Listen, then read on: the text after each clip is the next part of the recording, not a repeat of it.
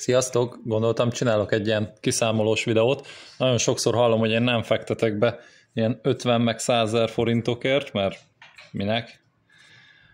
És akkor, hogyha azt veszem, hogy 1 millió forintot, ugye befektetsz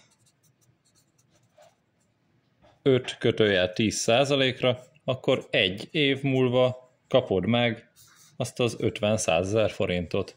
Közben a másik oldalról meg azt hallom, hogy a bankok mennyire sok pénzt kérnek vissza 30 millió forint hitelre, vagy bármennyire. Miért lesz a 30 millióból 70 millió 30 év alatt? Ezt próbálom meg most elmagyarázni. Nagyjából most a bankok 7% körül adnak hitelt, ez havi 200 000 forintos törlesztő részletet eredményez, tehát a bank az első évben azt várja el, hogy ő 7%-ot kapjon vissza a 30 millió forintjára, ami 2,1 millió forint. Tehát a 2,1 milliót, ha 12-vel elosztom, akkor az azt jelenti, hogy havi 175 000 forinttal csökkentem a tőketörlesztésemet.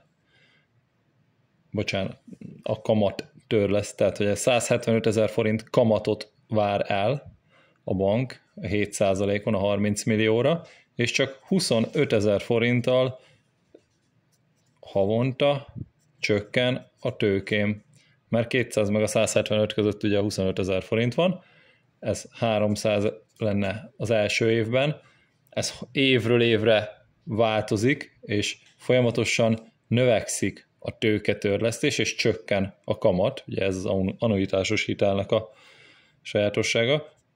Hogyha 20 évre venném fel ugyanezt a 30 millió forintot, akkor pedig 50 millió lenne a visszafizetendő.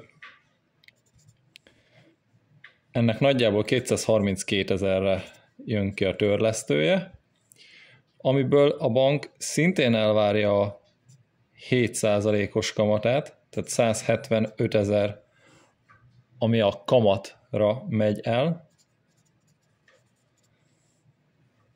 és akkor a 175 meg a 232 között van 57 000 körüli különbség.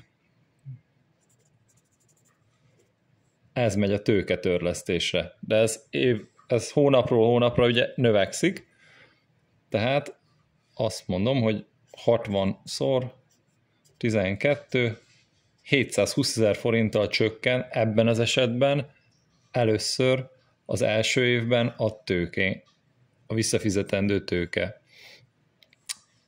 A második évben a 30 millióból már visszafizettük ezt a 0,7 millió forintot, tehát durván 29,3 millió hitellel tartozunk még a banknak.